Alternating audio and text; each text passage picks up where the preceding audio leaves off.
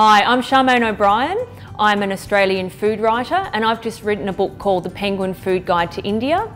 It's a book that covers all the regional cuisines of India, and I've travelled to every state in India to document these cuisines and learn all about them.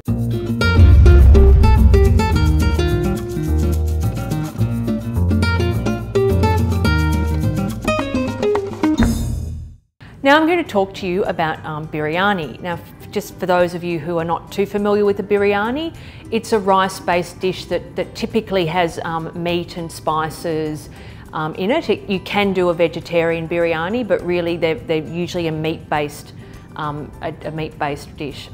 So a biryani is actually something that's come into India with Muslim influence.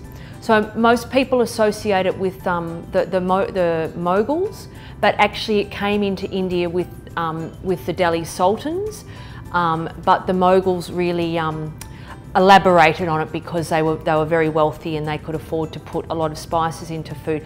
So just backtracking a little on that, the idea, the basic concept of a biryani, it actually was taken from Persia, because the Muslims that came into India, they actually looked to Persia for their cultural model. So a dish of rice cooked with meat was a very special dish in Persia, which is now Iran, because it's such a dry place. They don't have a lot of water, and rice was a very special food.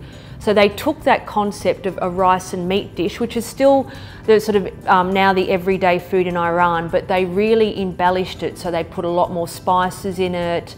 They would put perhaps cream or curd in it, and then they started putting things like rose water, and to top it right off, the Mughals would put like silver or gold leaf on it. So you'll encounter biryani all around India.